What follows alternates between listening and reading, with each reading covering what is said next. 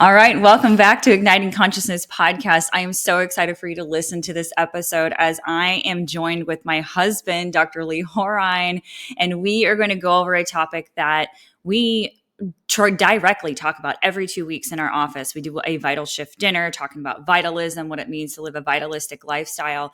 And it becomes very apparent as we're talking to our patients there, how it is very important to know how your mind can control your body and how your mind affects your body. Therefore, your thoughts affect your body and your health. And we go into that there, realizing that that is such a novel concept for people. And in fact, we realize it is a novel concept worldwide and widespread.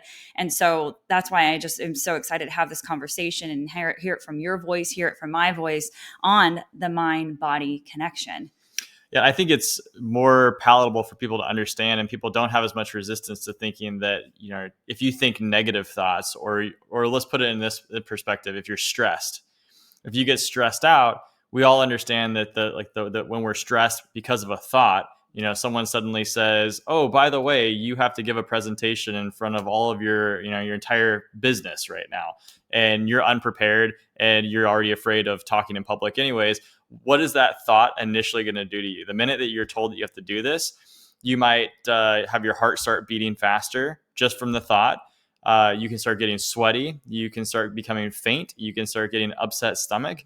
All of these things, which are part of the stress response, can start to kick into gear. And that all stems from a thought. So I think it's very easy to kind of start this conversation from that point, because it's not a far stretch to recognize that, oh my gosh, a stressful thought causes stress inside of the body. It's why we call it a stressful thought. If it was just held up in the head, then I don't think it would be as impactful to us. Right.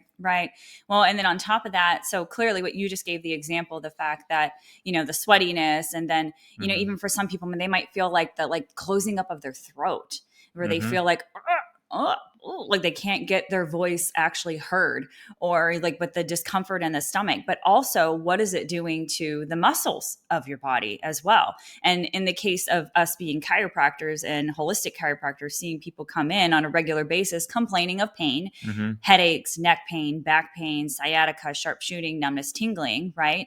And now we have to try to put it into their court, trying to let them know that their thoughts could be the creation of the pain that they're experiencing, right? Oh, absolutely. And so that's what I want to start to have a conversation around and unravel, like the example you just said with thinking about getting on stage and doing something that you're afraid of doing, that you have fear of. What about with anger in general? What about having strong conversations with your partner, or getting in a fight with your partner, or getting in a fight with your children, or having your children running around? What is that doing to your body? Could it be clenching up your shoulders, where you feel like, and you can hear the phrase of people saying, I feel like I carry my weight on my shoulders. And they literally are carrying weight on their shoulders with their muscles continuously contracted, or in this state, their muscles continuously scrunched together. They feel the tightness in their muscles, and that becomes ongoing, and it eventually becomes chronic, meaning that it starts to develop a pattern inside of their body, and their body thinks that that's what you want it to be doing, because of your thought of being angry, creating a reaction in your body of bringing the shoulders up to the ears, maybe not as that dramatic as what I'm describing, but feeling that tension where you just want to rub your hands along the top of your shoulders, you squeeze it, or you squeeze it up into your neck or into your head. And now that becomes a pattern in your body that gets turned into a feedback loop, that anytime you start to experience anger, now that happens really quickly. And that's what ends up happening, is the body becomes very good at doing whatever those thoughts are, or at whatever it does most often. Yeah, there's a term for that in neuroscience, and that's called neuroplasticity, or plasticity for short. And that's where what you do most often, or what your brain does most often, it basically creates these grooves, these patterns that make it a lot easier to do it again.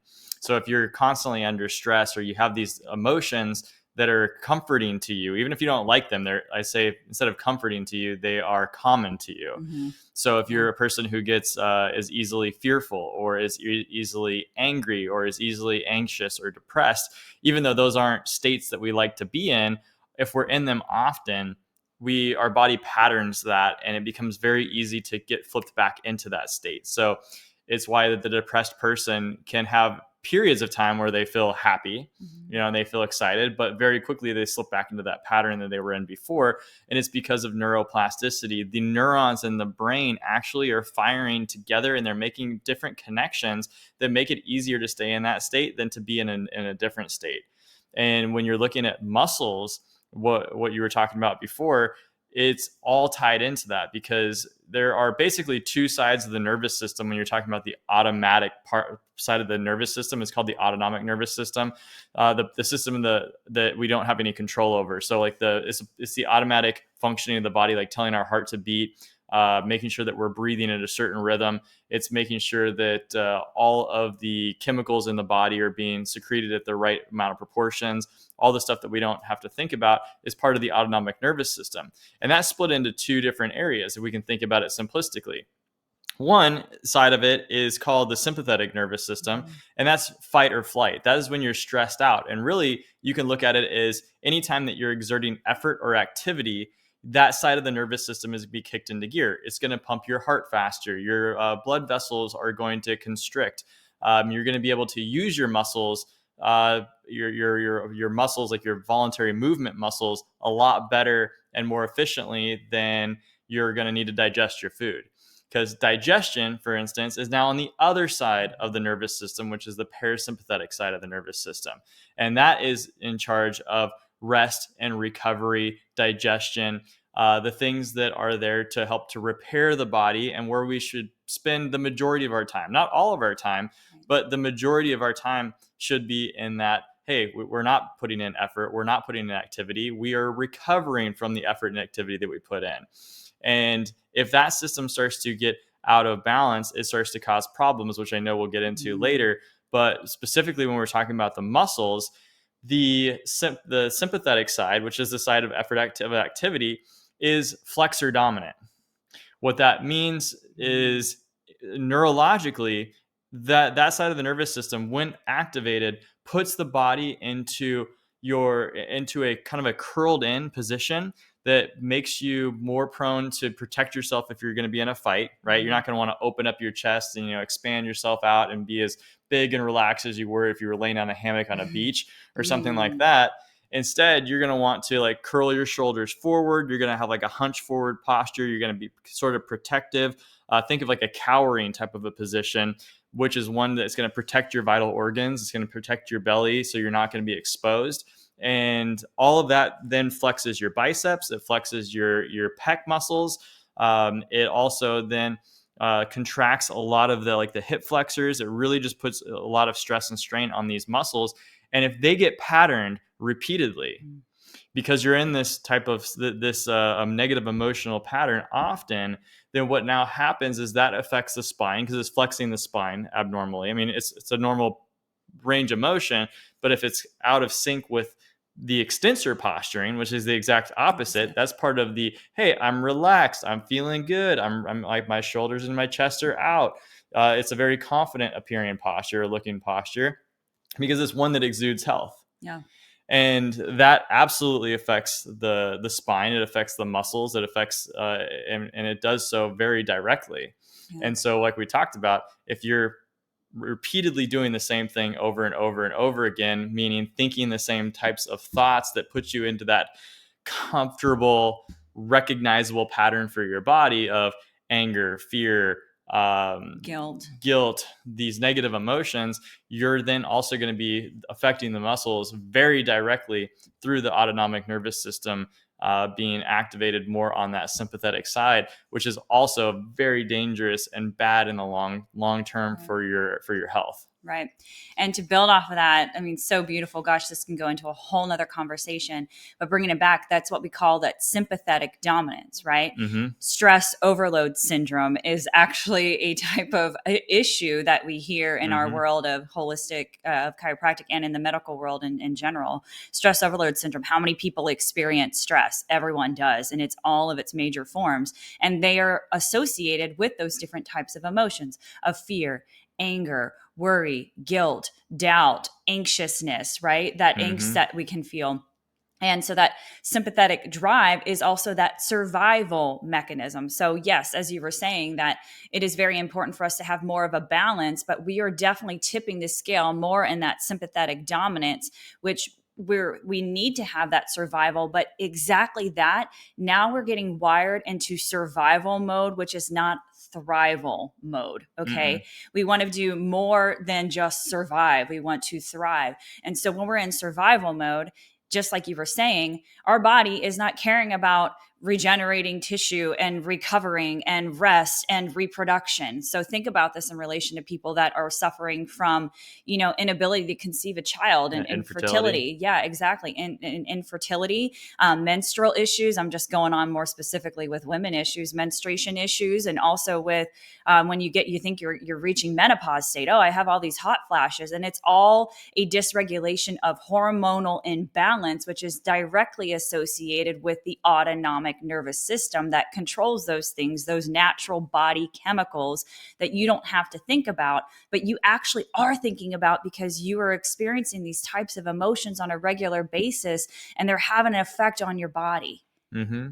Now, the Stanford researcher Robert Sapolsky wrote a book titled "Why Zebras Don't Get Ulcers," and it was really pretty fascinating because he actually the premise that he starts out is kind of a story that you're in the savannah and there's a zebra, and the zebra is out there grazing on grass, enjoying his day, and all of a sudden a lion comes out and goes on attack.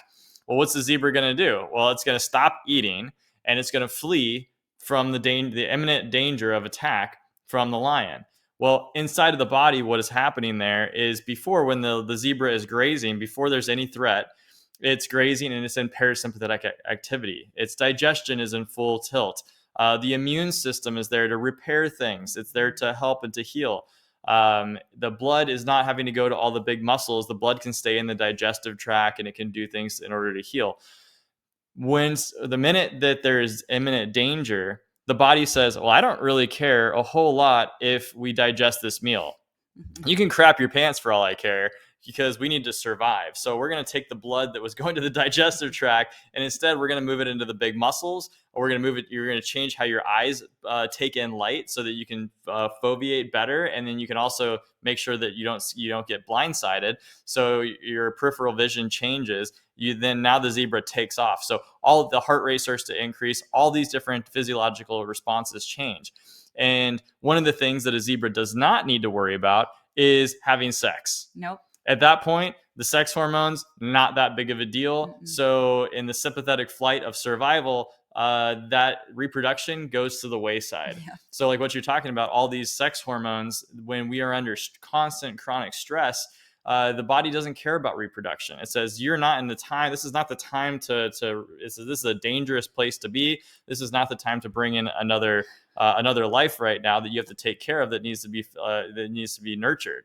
Especially humans, with the type of mammals that we are, our kids are with us for 20 years, right? If nowadays it's like 30 years. Yeah. So we got to make sure that this not a dangerous environment for them to come into, or a stressful environment. So that's why we're seeing so many more infertility issues, is because of the chronic stress that people are under, that's putting them into that state where it's just, the body's just doing the right thing. It's it's being like, hey, this is not the time. May not be what we want, right, but it's what the body says, like it's responding to your environment the best that it can. Exactly. And I just want to go on that further, is that I always want to emphasize your body is not trying to fail you. Your body is not failing you, right? And that's like, we have this intelligence inside of our body. Mm-hmm. I mean, the spark of life where a sperm and an egg came together to create you, to create us, that's magical. And since when did we think that magic that created us doesn't know how to allow us to enjoy and thrive in life, to function properly?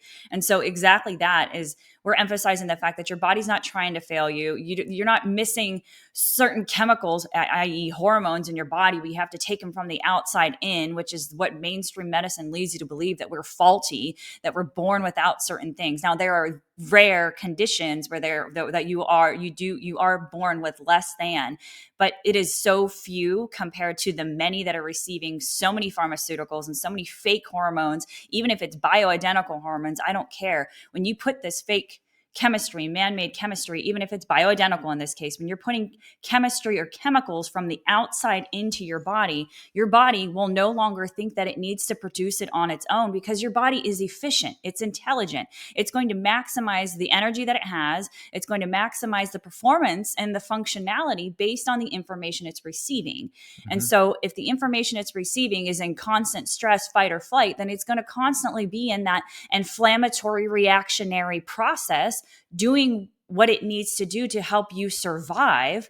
But if we don't teach our mind, teach our bodies what it means to thrive, that survive should just be on default mode. Like, we don't need to have it running at such a high pace and that tipping of the scale more in that sympathetic drive state, having more of that, oh, like, you don't need to always be in the Zen state, but how can your body go through the day-to-day doing everything it needs to do, reacting when it needs to, but then more so being in that state of thriving and then living a vitalistic lifestyle that allows you to produce the normal chemistry that it does, to produce the normal hormones, right? For you to be able to have great energy, feel good. And then if you're feeling pain, then be able to listen to your body. Why are you feeling the pain versus I'm just going to go to the medicine cabinet and take something to shut it up?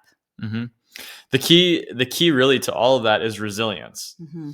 So, our life, we tend to do a lot of different things. We like having different stressors on our plate. We like running businesses. We like stretching ourselves, learning new things, putting ourselves in situations that are going to challenge us. And that inherently is a sympathetic activity, mm-hmm. because you're in effort and activity, like we talked about before. Now, how do we be able to function that where we say, well, if we do that, that's going to be destroying our bodies? Well, not necessarily. Mm-hmm. Because again, it's a balance. So if we spend the majority of our time there and we don't have the ability to swing back to the parasympathetic side of resting and recovery, then over time, it's like a draining the bank account. Let's say you have $1,000 in your account, and every time that you do effort and activity, that's taking money away from your bank account. Every time that you're doing rest and recovery, that's adding money to your bank account. Right. And that's kind of how you want to look at it. And you don't ever want to get into, to down to zero. Your bank account gets to zero, really bad things start to happen. Right. And when you start, let's say, getting below $400 in your account, then now you become really noticing problems inside of the body. So what you want to be doing is making sure that there's a balance. There might be a couple of days where you have to really grind it hard and you're pushing yourself, but you have to make sure that you have the ability to bounce back and start adding money back into that account. Otherwise, you're going to go too low. And that is what we consider resilience. You want to make sure that you have the ability to come back after you have done all this effort and activity and you've been draining your bank account. Do you have ways to deposit back into it? Because a lot of times we get so caught up in that trap that we don't have when we've been stressed and go, our account is getting drained. We don't even have the ability when we want to calm down. You're like, hey, cool, I'm done. And now your mind doesn't shut off because you're at night. You're on the couch trying to watch TV or something, or you're trying to go to sleep at night and your mind is racing. Right. You can't fall asleep. You're like, oh my God, I need to go to sleep, but I can't right now. And then, one thing leads to another and you just can't shut off. That is when you have lost resilience. Mm-hmm. And the resilience is the capacity to basically swing from parasympathetic to sympathetic. So in the case of the zebra, when we're talking about that we're using before, the zebra is munching on grass. All of a sudden it has to run away from the lion. It takes off, it escapes. And then within minutes after escaping, it has resilience to be able to go right back in out of the stress response into the parasympathetic activity of, okay, I'm safe, I'm cool. And it doesn't just get stuck in there. Right. Our thoughts as humans are different. We would be chased by a tiger and be like, or a lion and be like, oh my God, I'm freaking out. Like, I'm thinking that now everywhere there's going to be a lion popping out. I got PTSD. I can't stop thinking about it. I'm so stressed.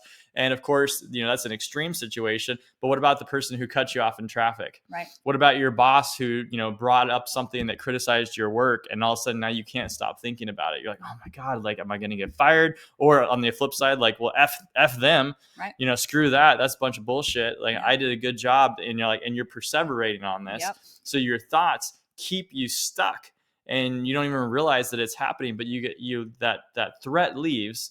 and you perseverate on it as though it's still there. Right. So you don't have good resilience. And that is something that is absolutely crucial to optimal health, is making sure that we get into that state where we can bounce out of the stress response. Exactly. And one of the big things as we notice in the office is that people don't even recognize it, though. It is so normal. It is so comfortable because of the neuroplasticity. It is so normal and so common for them to always feel the tension in their shoulders, right? That we'll often hear, oh, well, I didn't get a massage this week. They have to go for their weekly massages or for their monthly massages, or, oh, well, I didn't do XYZ. I didn't take my whatever supplement. Okay. It's because sure. It's a new set point. Yes. They've created a new set point. They've gotten used to it. They've accommodated to that level of stress in their life. Exactly. And physiologically, cells will actually, receptors that normally respond to things like cortisol and adrenaline, because they're always bathed in it. If that molecule lands on that receptor site, it's going to trigger a response inside of the body. Right. Well, what happens is when you're constantly bathed in that environment, your body says, you know what, we're going to start to remove, or down regulate is what it's called, where we start to remove these little receptors from the surface of the cells, because otherwise they're going to get activated all the time. It's like some little kid who's ding dong doorbell ditching you all the time. It's like constantly hitting your doorbell. The body goes, okay, this is just happening way too much. We're just going to remove the doorbell here. Yep. So that we don't even recognize the alarm. It doesn't affect us the same way. So the same amount of stress that's coming in, the body will actually remove the alarm systems, and will be less reactive to it. It doesn't mean that the stimuli isn't still there, but it becomes less reactive to where you don't even recognize that it's even happening. Right. Your shoulders are up in your ears and you go, I can't tell. Right. I feel totally relaxed. What do you mean? Like, you do not look relaxed, and all of a sudden they're like, yeah, well, I'm totally relaxed. I think you must be crazy. And it's like, I'm not stressed. Yeah, I'm not stressed at all. And all of a sudden, you're like, you can feel it and you can sense it. And it's like, they can't see it. No. Because you're in it and they've accommodated to it. Yes. I wanted to emphasize that because we see it so often, and we've all been guilty of it at some point in time, and you may be guilty of it right now. And I just want to let you know that can change, and we need to reset your set point. We need to change and reset your version of normal. And that's what we want to say. We want to know that you can control it, and it can start with the mind. And then, of course, once you recognize it, then you can start removing things in your life that are no longer in alignment with the direction that you actually want to go in. Something I wanted to go back to in relation just quickly with the zebra, that actually before it goes back to grazing after it's been chased and in that big cortisol reaction, and it survives, it shakes.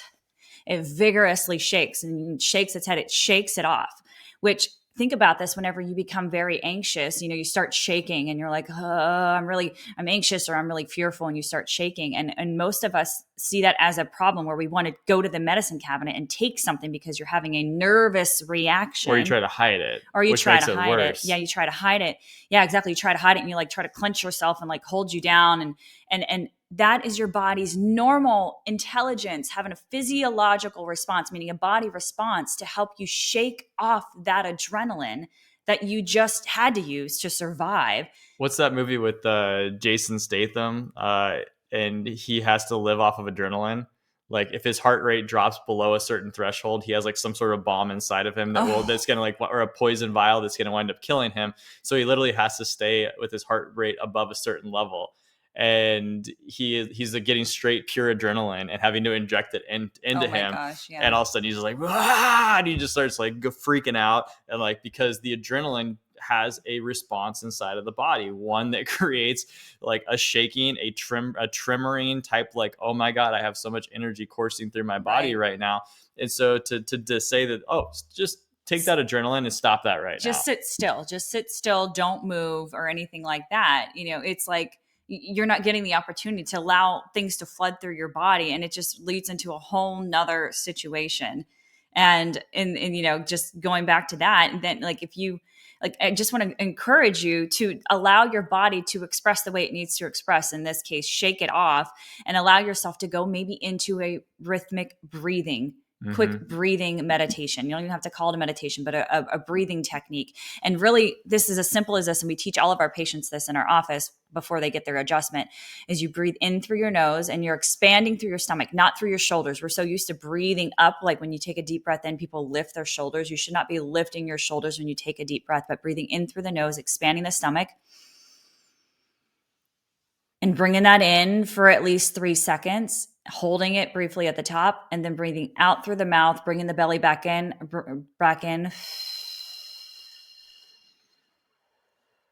And the exhalation should be at least double of your inhalation. So it's easier to start with an inhale of breathing in for 3, expanding through the stomach. So you should feel your belly getting big. This is where you want that. We call it the yogic breathing, the baby belly breathing, bringing the belly out, expanding the stomach there, and then exhaling it out for 6. And just by starting to focus on the breath, it is starting to train you to get away from whatever it was that your mind was stuck on and to focus on you. Just focus on you for a moment and focus on the breath and the power of what the breath can do to activate that parasympathetic nervous system. It's huge. It's powerful. It's absolutely huge. And I know we're going to get into like discussing different meditation, or we'll walk people through a meditation so they get the benefit of that and what that actually looks like.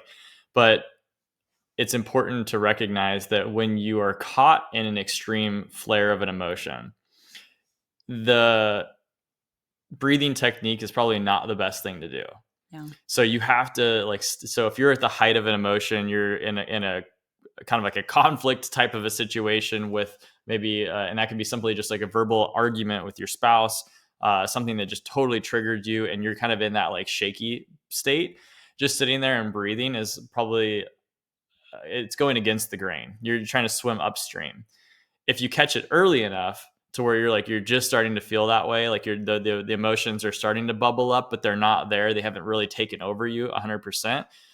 Then you can 100% do the breath work and jump into that, and you can pull yourself out of that with the breath work.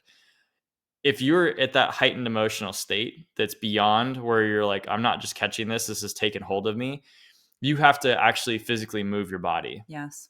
You have to get up and move. You Remove have to yourself walk from the situation. It's the shaking that you talked about. It's like the shaking zebra, like, or like our dog, when they get nervous, they yawn and then they starts to shake. They're moving their body. They're getting that energy flowing through them. So you have to do that. You have to get up. You have to move. You have to, just kind of walk outside, do like a sprint or something, or kind of like jump around and just shake that energy out for a minute. And then that kind of like that grounds you. It gets you back to the present moment. And as long as you're not trying to fight it, you accept what you're feeling. Accept that this is not a bad emotion that you're experiencing. This is a part of a human experience. This is a normal emotion. It's just got its full fist around your throat, or a grip around your throat. Then now this is like, you just have to recognize when to use these different tools. But then after you start to calm down a little bit from that by moving, then that's where this breath work and this more of this acceptance and this meditative practice, this heart brain coherence, really comes in to make a massive difference, where you'll be able to catch what you're like, these emotions sooner the next time, and you're less likely to be provoked to a level that you can't cope with. Right. So you just said some really crucial key points that we introduce into our office and that we want to introduce to you, which is building that inner resilience. And what does that actually mean? Building that inner resilience as far as you being able to, yes, we talk about it in the sense of the parasympathetic, but you being able to be proactive rather than just reactive. Because we're building our ability to adapt to stress. What is our inner resilience? How are we able to respond? We know that we need to respond to stress, right? And then, or we need to have the stress response. But what is your ability to go back and recover after that stressful event? Like the zebra, how is the zebra able to recover after that stressful event? Majority of us are not able to recover very well after a stressful event. And in fact, we have amazing technology now that we can detect through utilizing heart rate variability in order to measure your inner resilience, in order to measure your adaptability to stress and what it's like on an ongoing basis. And we do that by utilizing, like I said, the objective measurements of heart rate variability that we can do in our office, and we do that with our patients. And whenever it's time, we start to talk about the importance of where you want that variability to be, because briefly talking about heart rate variability, most people think that you want your heart rate to be exactly the same, and you don't. You actually want it like we're very adaptive as human beings. We are very adaptable people, and we can adapt to negative chronic things, or we can change. We can also change. That's the beauty of being a human, is that our mind can actually, we are the only mammals that are able to actually make ourselves sick from a thought, and from recurring thoughts and ongoing thoughts, chronic thoughts. But with that, we also have the power to change our body and our health by the way we think as well. So it can go the other way, but it's us learning how to capture that again. And knowing what your heart rate variability is gives you that objective measurement of, oh, I am way outside my ability to adapt to stress. My heart should be very adaptable. So it should be variable, hence why it's heart rate variability. It should be varying based on where you're at in your day and everything. And overall, it should have what we call a heart-brain coherence, a nice adaptable score, so to say, depending upon what type of heart rate variability you utilize to measure that. But you can measure that, and we can work on and use biofeedback as a means of training your mind and your body to link and recognizing it. And it's not easy. It's hard because it's a new and novel concept. And then we can even take that into heart-brain coherence, which means exactly as it sounds. You're having your heart and your brain syncing up and linking up, being in coherence, meaning they're in connection, they're in communication with one another, to allow yourself to have control even after a very stressful event, or even prior to what can be a stressful event, that you don't go into that full-on response, because you're able to tune into your heart and use your heart as a mechanism of communication with your brain. Because truly, your heart has a more of a nervous network than what our brain does, which that's a whole nother conversation I'd like us to get into at some point, not here. Yeah, well, just to touch on that, is that your heart is actually sends more information to your brain than the other way around. So your brain is receiving information from your heart more than it's telling your heart what to do, which is different than other organs. It's usually the other way around. So like your liver, for instance, isn't giving your brain more information than your brain is giving the liver. Your heart actually has sensory neurites, which are actually shown to have your own little neural network that actually holds on to memories. And a lot of those are the emotional memories that we have experienced in our lifetime. And then it feeds that information to the brain on how to respond. So when we're dealing with emotional states, and when you're getting heightened emotions, well, that is tapping into that neural network in your heart through these sensory neurites that are working on full tilt. And so in order to adapt and change, and so that your brain doesn't link onto something, because we've all had the experience where you're pissed off, you've had a bad day, and somebody else who has nothing to do with your bad day walks in and is like, hey, want to go get a cup of coffee? And you're like, no, I don't want a cup of coffee. And they're like, oh my God, fine. And all of a sudden you're like, I can't believe you even asked me that. That displaced aggression, yeah, right? You pass it off, and all of a sudden this other person now becomes the focal point of your anger as to why you're angry. Sometimes you don't even know why. You're just like, man, I'm just in a bad mood.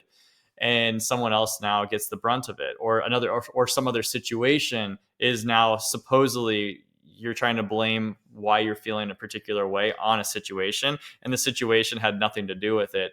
But that's because your mind is logically always trying to link up and make sense of the emotions that it's experiencing, and it can't just be freely associated. It has to. We're always looking to be like to define things. Oh, this is why I feel this way. So when we're dealing with heart-brain coherence, we're actually retraining how our heart tells and communicates to our brain from a higher level of emotional center, and from a place of groundedness. We are repatterning how our body is synchronizing, or our heart is synchronizing with our brain, so that now we can start getting into positive emotional states rewiring and promoting those pathways that are actually improving and enhancing that connection to the brain in a positive way versus a negative way. Because we've we've bounced around and talked about a lot of powerful things, but that neuroplasticity, anytime you're dealing with neural networks in the body, plasticity is something that happens, meaning, as we talked about before, you get good at it. Yep. So we want to make sure more permanent. You can have negative emotions that you get really good at. And now we're knowing that the heart is communicating to the brain. Now we want you to get really good at having positive emotions that then also does the same thing. Because you could have a good positive emotion, don't know why. Right. And then other people in other situations get to be the beneficiaries of that. They walk past, like, hey, you want a cup of coffee? And you're like, that is so nice of you. Like, man, you're so thoughtful to even think about me that way.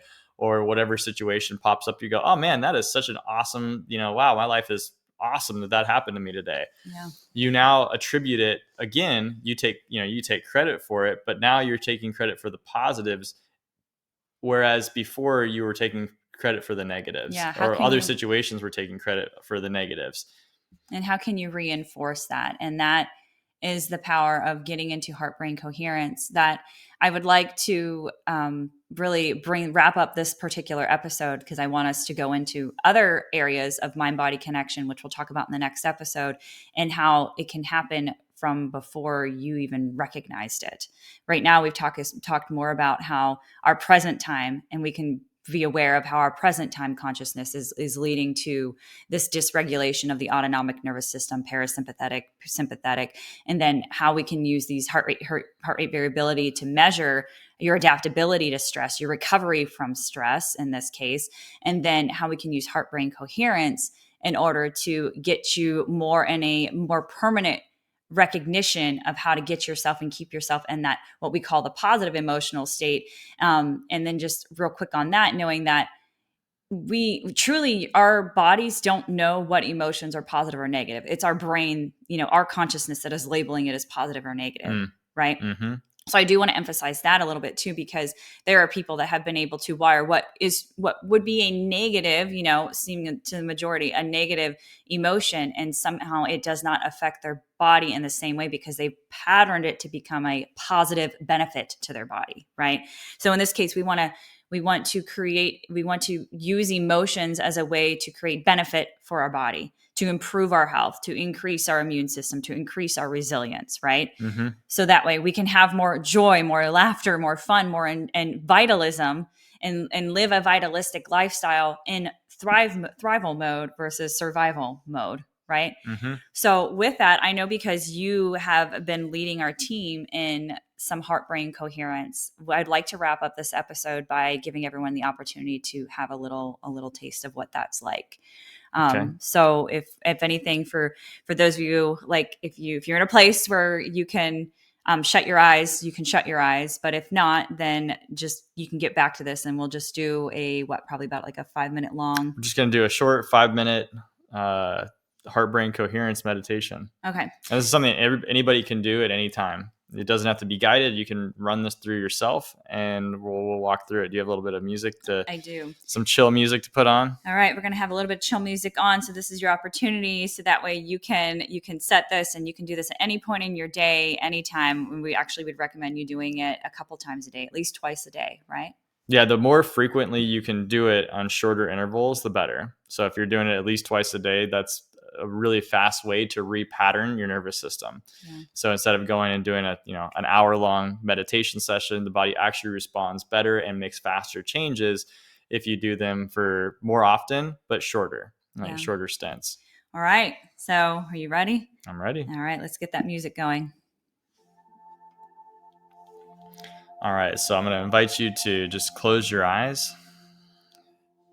You can take your hand and comfortably place it on your chest in whatever way feels comfortable to you. It can be the fingertips on your chest. It can be your whole hand.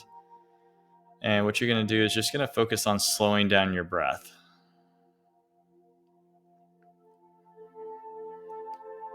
Inhale for 4 seconds. Exhale for 8.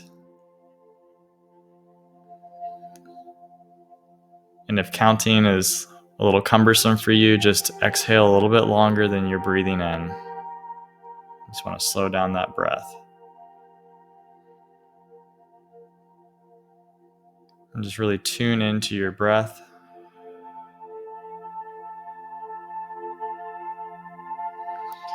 And I invite you to relax your shoulders a little bit more.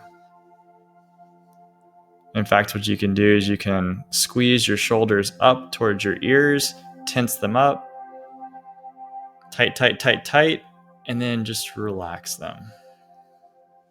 And you'll notice now that they're going to be a little bit more relaxed than they were before.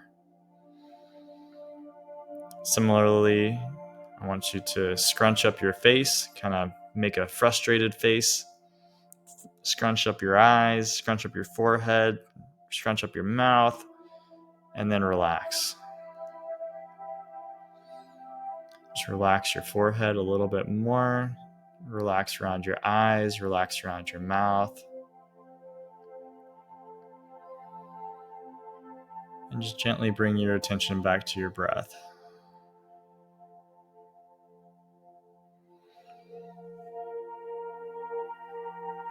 And what I want you to do is I want you to think of a time in your life where something just clicked for you. It could have been the first time that you were in school and a problem that you had suddenly clicked and you had that aha moment. It could be a time when you met the person that you knew that you were going to marry and that you fell in love with, and you had that aha moment that this is what it feels like to be in love. It can be that aha moment of, oh, this is what it means to be a parent and how much you love your child.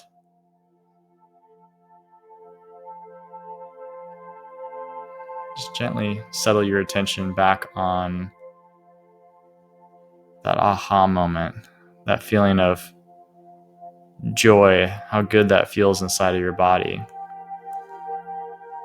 And while you're feeling that, I just want you to bring your awareness to your heart.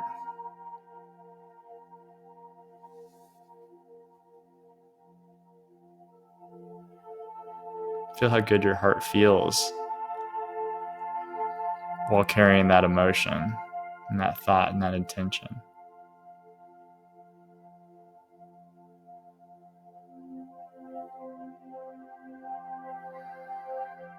Just remember to keep that breath nice and relaxed. Shoulders relaxed, face relaxed, muscles around your eyes relaxed.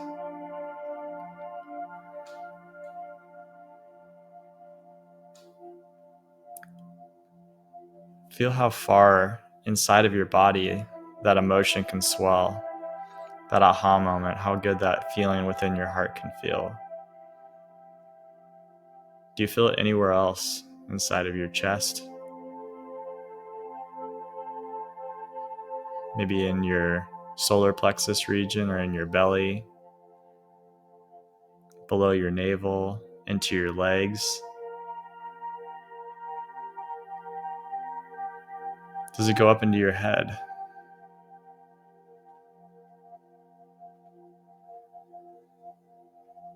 Just gently bring your awareness to where you feel it.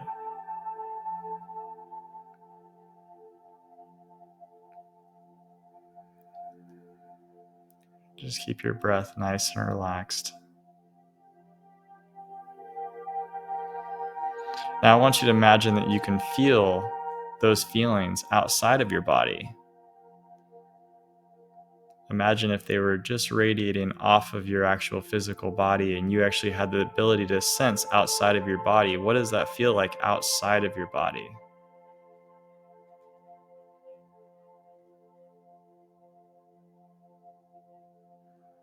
What's it feel like a few inches outside of your chest and the space around your body?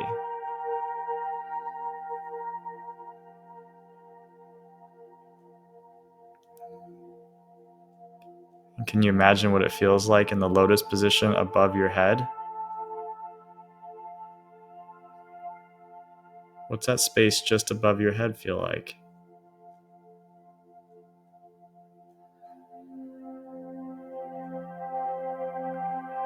Just have a relaxed focus.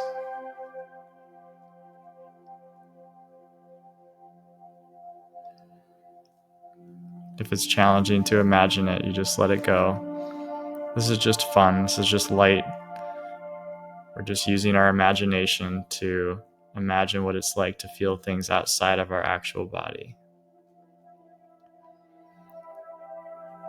And I just want you to allow that feeling of that aha moment when that thing clicked for you. Imagine you can fill up the room with that feeling now. What color is it that's coming and filling up that room? Is it like a mist that fills it up, a colored mist? Is it more like a cloud? Does it fill the room up above you and around you?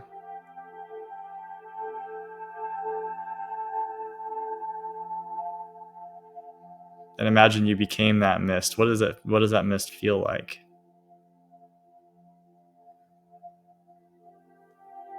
From that aha moment.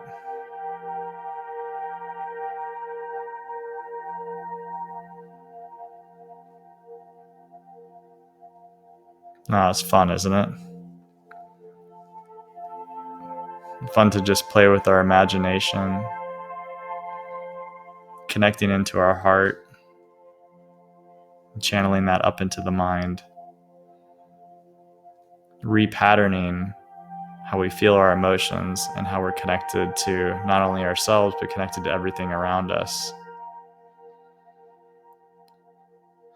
And when you're ready, we're just going to bring ourselves back into the present moment.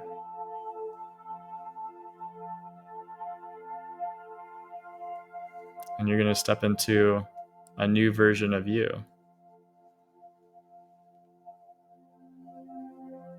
And whenever you're ready, you can go ahead and open your eyes.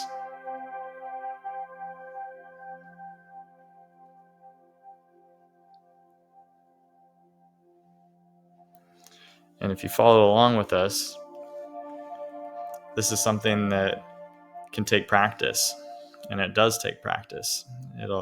But this gentle awareness of not having to do something right is so important. It's so important to be able to play with this and get comfortable with experiencing deeper levels of emotions. And for some of you, it's going to be more challenging than others. And so if you felt like that it was very hard to stay concentrated, it was very hard to to connect into this, that's okay. And then there's those of you who really connected deeply with this and felt like you went to a transcendent place very, very quickly. That just goes to show the power of the body. And I know we intended on doing this for 5 minutes, and I think we went a little bit over that time, maybe a little significantly over that time. But this just goes to show you how quickly this can happen. You can do this and you can really get lost in it very, very powerfully. And it's resetting all the emotional centers that you have inside of your body, not just in your heart, but it's repatterning how your heart is now communicating to your brain. So I want you to take that with you as a tool that you can use multiple times a day. Again, you don't have to go as long as we did here today. I was just feeling it and it felt so good. I know you were connecting in with it as well. And so this is something though that you can really just do even for 3 or 4 minutes of your time. But these are the simple methods that we can use to get into that heart-brain coherence. And to use that, throughout the day, and over time, it becomes more patterned for how your day looks, the interactions you have, the people you're surrounded by, and how seemingly effortless and without any pushing things can happen in your life. And we'll definitely expand upon that in a later episode. But with that being said, I hope you have an amazing rest of your day. Thank you, my amazing husband, and for being on here. And I think you're probably going to be sharing some time with us in future episodes. Yes? Oh, yeah. Yes. We Okay. can definitely do that. Love it. So we're sending you all the love and an abundant health and vitality. Namaste. And we bid you well.